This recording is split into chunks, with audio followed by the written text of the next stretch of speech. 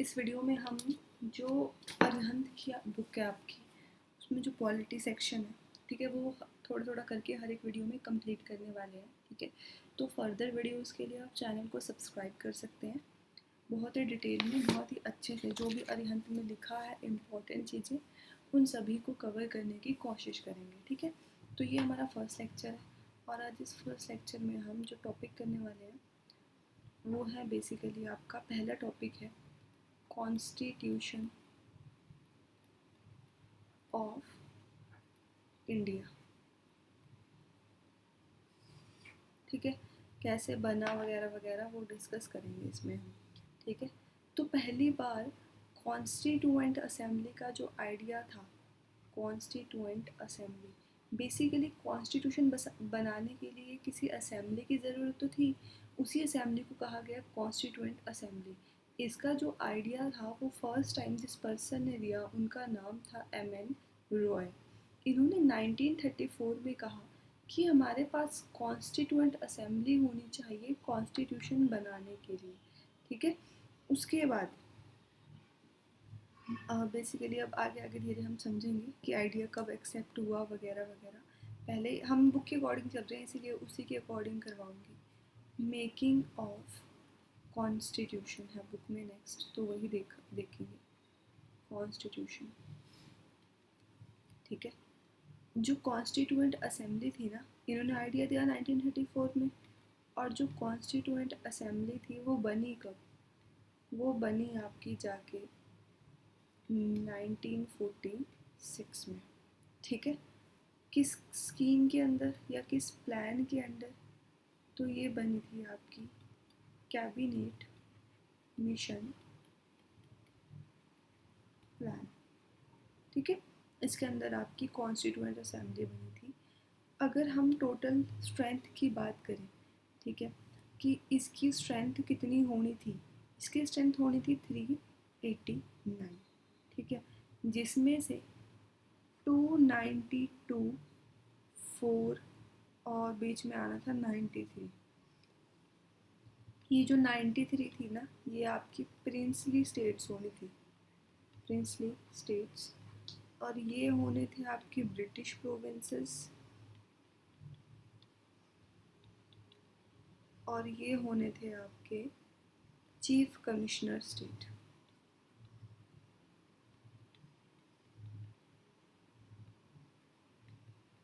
Basically chief commissioner states को भी Britishers represent कर रहे थे। ठीक है, तो अगर टोटल ब्रिटिश रिप्रेजेंटेशन पूछी जाए तो वो आपकी 296 ही आएगी। ठीक है, इन चीफ कमिश्नर स्टेट में कौन कौन सी स्टेट्स थी वो कैसे याद रखोगे आप? आपको याद रखना है ए बी सी डी। ठीक है, ए से आपका आ जाएगा अजमेर, अजमेर अजमेर मारवाड़ा। ठीक है, बी से आपका आ जाएगा बलूचिस्तान, सी से आ जाएगा आपका कुर्ग, और डी से आ जाएगा आपका दिल्ली। ठीक है, बट जो ये 93 स्टेट थे ना, इन्होंने मना कर दिया कि हम पार्टिसिपेट नहीं करेंगे, तो फिर आपके 296 सीट्स पर इलेक्शन होते हैं। ठीक है, उसके बाद अब चलो थोड़ा सा आगे बढ़ते हैं, क्या बोल रही है। जो कॉन्स्टिट्यूएंट असेंबली थी, कॉन्स्टिट्यूएंट असेंबली, इनकी जो फर्स्ट मीटिंग हुई थी, वो कब हुई थी? 9 दिसंबर 1946 को इनकी फर्स्ट मीटिंग हुई थी। ठीक है, और उसके बाद हाँ, अगर हम सेकेंड मीटिंग की बात करें तो वो हुई आपकी 11 दिसंबर 1946, और थर्ड 13 दिसंबर 1946। तो बेसिकली हुआ क्या था, जो ये 9 दिसंबर वाली मीटिंग थी ना, इसमें जो आपके डॉक्टर सच्चिदानंद सिन्हा थे, इनको ना प्रोविजनल प्रेसिडेंट बना दिया था। प्रोविजनल प्रेसिडेंट का मतलब क्या है, टेम्परेरी प्रेसिडेंट बना दिया था, ठीक है।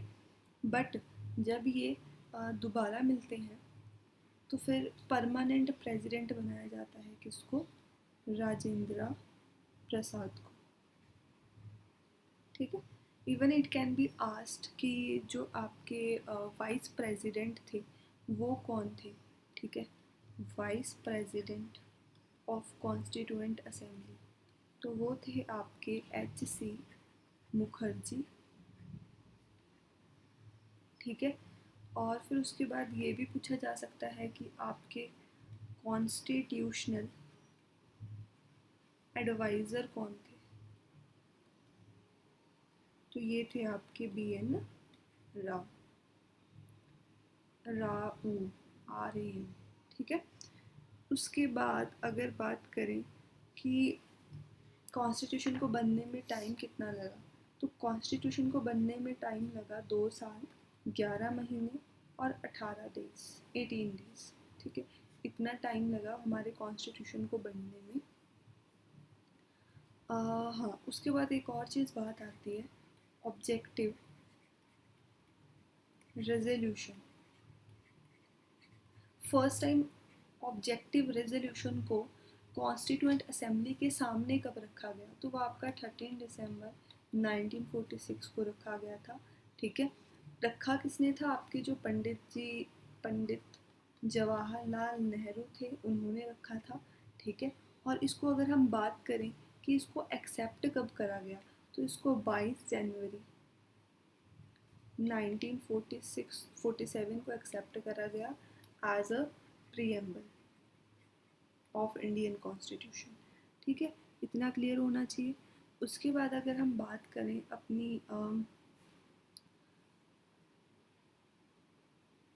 हाँ, जो हमारी कॉन्स्टिट्यूएंट असेंबली थी ना, कॉन्स्टिट्यूएंट असेंबली थी, उन्होंने अपॉइंट करी थी एक ड्राफ्टिंग कमेटी। ड्राफ्टिंग कमेटी का मतलब क्या है, जो कॉन्स्टिट्यूशन को बनाने का काम करेगी, ड्राफ्ट करेगी कॉन्स्टिट्यूशन को। कब करी इन्होंने appoint committee, drafting committee appoint 29 अगस्त, सॉरी, ड्राफ्टिंग कमेटी अपॉइंट करी और ड्राफ्टिंग कमेटी ने अपनी रिपोर्ट कब सबमिट करी, तो डैट इज़ 29 अगस्त 1947 को ड्राफ्टिंग कमेटी ने अपनी रिपोर्ट सबमिट करी, ठीक है। और इस ड्राफ्टिंग कमेटी की अगर हम बात करें चेयरमैन की, सभी को पता होगा डॉक्टर B.R. अम्बेडकर, ठीक है, was the chairman of this drafting committee, ठीक है, who represented its report on 29 August and 1947, ठीक है। अगर हम बात करें कि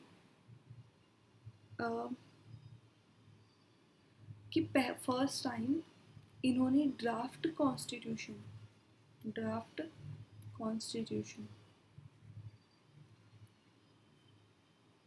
of India to the president of assembly, ठीक है।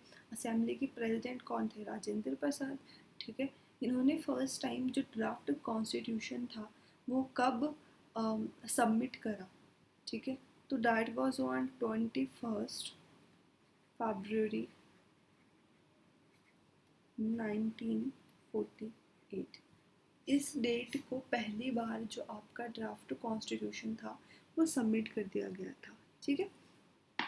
उसके बाद अगर हम बात करें कि अदर मेंबर्स कौन कौन से थे, अदर मेंबर्स कौन कौन से थे ड्राफ्टिंग कमेटी के, एक क्वेश्चन पूछा जाता है कि क्या Gandhi ji was the member of drafting committee, ठीक है, तो वो देखते हैं अब हम, ठीक है। तो बेसिकली आपको ध्यान रखना है कि जिनके कृष्ण भगवान के नाम के ऊपर नाम है ना, दे वर ऑल दी मेंबर्स, जैसे कि Gopal Swami Ayyangar, second person was the Alladi Krishna, ध्यान रखना इनके नाम में गोपाल, इनके नाम में कृष्णा, स्वामी अय्यर, ठीक है। उसके बाद माधवा राव, ये भी कृष्ण भगवान का नाम है। उसके बाद आ जाएंगे आपके टी कृष्णा, कृष्णामचारी, यहाँ पे भी कृष्णा है आपका, ठीक है। और फिर उसके बाद आ जाएंगे आपकी Mahatma Gandhi was not the member of constituent assembly। तो ये क्वेश्चन जनरली पूछा जाता है, तो ध्यान रखना कि महात्मा गांधी मेंबर नहीं थे। 4 अदर मेंबर्स पढ़े हमने, ठीक है। और ये जो 4 अदर मेंबर्स हैं सबको ध्यान रखना, एक के नाम है गोपाल, एक के कृष्णा, माधवा, फिर से कृष्णा, ठीक है। इसलिए इतना मुश्किल नहीं है नाम याद रखना। उसके बाद बात करें अगर हम कॉन्स्टिट्यूशन के इनेक्टमेंट की, इनेक्टमेंट की, कब वो इनेक्ट करा, कब उसको पारित कर दिया गया, ठीक है। उसके बाद 26 नवंबर 1949 को ये कह दिया गया कि हमारा कॉन्स्टिट्यूशन पास हो गया है। पास मतलब कौन कौन से प्रोविजंस को हमने एक्सेप्ट कर लिया था। तो जो आपका सिटीजनशिप था, ठीक है, आपका इलेक्शंस था, और जो आपकी पार्लियामेंट थी, इन 3 प्रोविजंस को हमने 26 नवंबर 1949 को ही एक्सेप्ट कर लिया था। उसके अलावा जो बाकी बचा हुआ कॉन्स्टिट्यूशन था वो कब इनेक्ट हुआ, 26 जनवरी 1950 को, ठीक है। रेस्ट ऑफ द कॉन्स्टिट्यूशन को इस डे पे इनेक्ट किया गया था, ठीक है। जब इसको इनेक्ट किया गया उस टाइम पे हमारे कॉन्स्टिट्यूशन में 395 आर्टिकल्स थे, ठीक है। 22 पार्ट्स थे, अभी भी 22 ही है, ठीक है, बट आर्टिकल ज़्यादा हो गया, एंड 8 स्केड्यूल्स थे, ठीक है। और आज के टाइम में हमारे 12 स्केड्यूल हो गए, ठीक है। तो ये था हमारा इनेक्टमेंट ऑफ कॉन्स्टिट्यूशन। अब अगर हम बात करें कमिटीज़ की, मैं हर एक चीज़ करवा रही हूँ, ठीक है, कुछ भी स्किप नहीं करवा रही, इसलिए जो भी इम्पोर्टेंट है हर चीज़। Committees of the constituent assembly, ये नेक्स्ट टॉपिक है, ठीक है। तो 8 मेजर कमिटीज़ थी, इसके अलावा कुछ माइनर कमिटीज़ भी होंगी, ठीक है, बट हम मेजर ही पढ़ेंगे। पहली हमारी आ जाती है यूनियन पावर्स कमेटी। तो देखो यूनियन, यूनियन मतलब सेंटर, तो सेंटर में तो मेन पर्सन जवाहरलाल नेहरू ही थे ना, तो वही इसको हेड करेंगे। सेकंड आपकी आ जाती है, ध्यान रखना जहाँ पे भी यूनियन आ गया ना आपका, union constitution committee, Jawaharlal Nehru ही आ जाएंगे, ठीक है, क्योंकि यूनियन है, ध्यान रखना। उसके बाद आता है प्रोविंशियल कॉन्स्टिट्यूशनल कमेटी। अब देखो कैसे याद रख सकते हो उसको, प्रोविंशियल है ये, प्रोविंशियल मतलब किसी एक डिस्ट्रिक्ट की, किसी एक एरिया की, है ना। तो ऐसा ही होता था पुराने टाइम में कि छोटे छोटे एरियाज़ को सरदार हेड किया करते थे। तो उसी तरह ऐसे याद रख लेना कि इस डिस्ट्रिक्ट को भी कौन हेड करेंगे फिर, सरदार पटेल, बेसिकली जो आपके सरदार वल्लभ भाई पटेल। नेक्स्ट फोर्थ पे मूव कर लेते हैं, ड्राफ्टिंग कमेटी। ये तो चलो बताने की ज़रूरत ही नहीं है ना, अभी हम पढ़ चुके हैं, BR Ambedkar ji. Next fifth आ जाती है आपके पास एडवाइजरी कमेटी। और एडवाइजरी कमेटी एडवाइस किस रिलेटेड, जो आपके फंडामेंटल राइट्स थे, आपकी माइनॉरिटीज़ थी, ट्राइबल एरियाज़ थे, एक्सक्लूडेड एरियाज़ थे, ठीक है। तो देखो जो बंदा प्रोविंस से जुड़ा है, मतलब जो बंदा गांव से जुड़ा है, ठीक है, वही बंदा दे पाएगा ना इन चीज़ों के बारे में एडवाइस, ठीक है। तो सेम सरदार पटेल ही आ जाएंगे यहाँ, ठीक है। उसके बाद बात करें अगर हम 6 रूल्स ऑफ प्रोसीजर कमेटी, मतलब प्रोसीजर बना, रूल्स बनाने के लिए प्रोसीजर क्या होना चाहिए, ठीक है। कैसे याद रखोगे प्रोसीजर, और P से प्रसाद, तो मतलब राजेंद्र प्रसाद इसके हेड थे। नेक्स्ट आपके पास आ जाएगी स्टेट कमिटीज़, ठीक है। स्टेट कमिटीज़, स्टेट कमिटीज़ का बेसिकली रोल पता क्या था कि जो सेंटर था ना उसको स्टेट के साथ नेगोशिएशन करना था, ठीक है, मतलब मोल भाव करना था। तो सेंटर से अगर कोई बंदा मोल भाव करेगा तो वही करेगा जो सेंटर का हेड होगा, ठीक है, तो मतलब जवाहरलाल नेहरू। एट्थ आ जाएंगे आपके पास स्टीयरिंग कमेटी, स्टीयरिंग कमेटी। अब देखो रिंग, रिंग, रिंग कौन पहना सकता है भाई, जो राजा हो वही पहना सकता है, तो राजेंद्र प्रसाद, ठीक है। ये हमारी कमिटीज थी। नेक्स्ट हमारा आ जाएगा क्या, प्रियम्बल। नेक्स्ट हम अपना प्रियम्बल पढ़ लेंगे। हालांकि मैंने प्रियम्बल पे, इन कमिटीज़ पे, सभी पे अलग से वीडियो बना रखी है, ठीक है, बट इस वीडियो में इस पूरी सीरीज़ में ना एक प्लेलिस्ट बनाऊंगी मैं पूरी, जिसमें हम पूरी अरिहंत कवर करेंगे, ठीक है। तो ये पॉलिटी की अलग से होगी, फिर इसमें हर टॉपिक दोबारा से कवर होगा। प्रियम्बल का मतलब क्या है, ठीक है, प्रियम्बल का मतलब क्या है, इंट्रोडक्शन, इंट्रोडक्शन या फिर प्रीफेस। प्रीफेस क्या होता है, प्रस्तावना, देखी होगी आपने बुक्स में, ठीक है, या फिर ईसेंस, ठीक है। ये सब क्या है, प्रियम्बल है इंट्रोडक्शन, प्रीफेस या फिर ईसेंस ऑफ कॉन्स्टिट्यूशन, ठीक है। एक पर्सन था जिनका नाम था N.A. पालखीवाला। इन पर्सन ने कहा कि जो प्रियम्बल है that is identity card of the constitution. क्या कहा इन्होंने प्रियम्बल को, identity card of the constitution, ठीक है। अब वही बात है, मैंने आपको पहले क्लियर कर दिया कि जो ये प्रियम्बल था ना, ये किस चीज़ पे बेस्ड था, जो आपके जवाहरलाल नेहरू ने ऑब्जेक्टिव रेजोल्यूशन,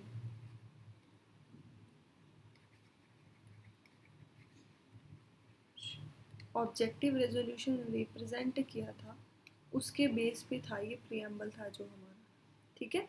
अब प्रियम्बल में याद रखने वाली चीज़ें कौन कौन सी हैं, पहले तो ये याद होना चाहिए कि इसकी स्टार्टिंग कैसे हो रही है, we the people of India, ठीक है। ये 5 वर्ड बाय हार्ट याद होने चाहिए। उसके बाद है having solemnly resolve to constitute into a, मतलब सब इकट्ठे हुए हैं, ठीक है। किस लिए इकट्ठे हुए हैं, ताकि इंडिया को एक, देखो ट्रिक से बता रही हूँ, ठीक है, कैसे याद रखना है, सो सोशल, ठीक है, सो सोशल सेकुलर डॉक्टर जूली, एक डॉक्टर जूली है, वो कैसी है, सो सोशल सेकुलर है। तो देखो we the people of India, हम सब इकट्ठे हुए हैं किस लिए, ताकि हम इंडिया को एक sovereign, socialist, socialist secular, D से आ जाएगा आपका डेमोक्रेटिक, आर से आ जाएगा आपका रिपब्लिक, रिपब्लिक कंट्री बना सके, ठीक है। अब देखो सोवरेन का मतलब क्या होता है कि जब इंडिया अपने डिसीजन खुद ले रहा है, कोई बाहर से पावर्स को कंट्रोल नहीं कर रही है। सोशलिस्ट मतलब क्या, कि जब गवर्नमेंट लोगों के वेलफेयर के लिए काम करे, ठीक है। सेकुलर मतलब क्या, कि धर्मनिरपेक्ष देश, मतलब किसी एक धर्म को बहुत ज़्यादा इम्पोर्टेंस नहीं दी जाएगी, सारे धर्म equal in front of the government, ठीक है। डेमोक्रेटिक आप सभी को पता है, रिपब्लिक आप सभी को पता है, ठीक है। अब जूली का मतलब समझते हैं, जूली में जे यू से आ जाएगा, देखो हमने अभी क्या पढ़ा कि हम सभी इंडिया के लोग इकट्ठे हुए हैं इंडिया को एक sovereign, socialist, secular, democratic, republic country बनाने के लिए। उसके बाद एक लाइन आती है, to secure all its citizens, मतलब इसके सभी सिटीजन्स को, रहने वाले लोगों को क्या मिलेगा? जस्टिस मिलेगा, लिबर्टी मिलेगी और आपकी इक्वालिटी मिलेगी। ठीक है, ये बात बोली है इसमें। ठीक है, अब देखो जस्टिस भी 3 तरह का होता है, सोशल जस्टिस, इकोनॉमिक जस्टिस और आपका पॉलिटिकल जस्टिस। ठीक है, लिबर्टी भी ऐसे याद रखना है, लिबर्टी एक ऐसी टैबलेट है जो फास्ट वर्क करती है। टैबलेट, टी से आ जाएगा आपका थॉट की लिबर्टी, मतलब सोचने की लिबर्टी। ई से एक्सप्रेशन की लिबर्टी, बी से बिलीफ, एफ से फेथ और डब्ल्यू से वर्शिप। ठीक है, इन सब की लिबर्टी मिल रखी है। और इक्वालिटी किस चीज़ की? स्टेटस की एंड अपॉर्चुनिटी की। ठीक है, इतना क्लियर हो गया होगा। उसके बाद तो एक लाइन आती है, to promote among them all, मतलब सभी के बीच में क्या प्रमोट करना?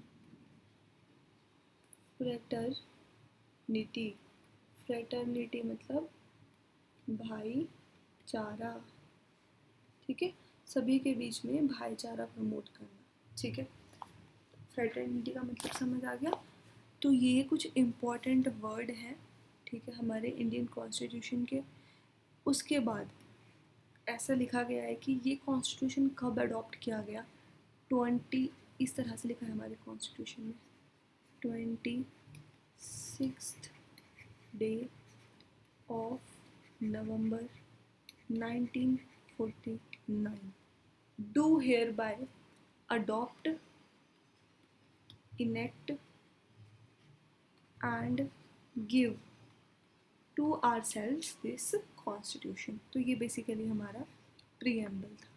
ठीक है, अब नेक्स्ट देखते हैं, सोर्सेज ऑफ इंडियन कॉन्स्टिट्यूशन। इसमें भी कवर कर सकते हैं, नेक्स्ट में भी कवर कर सकते हैं। ठीक है, थोड़ा लंबा चला जाएगा, आई थिंक नेक्स्ट वीडियो में इसको हम कवर कर लेते हैं ना। Thank you.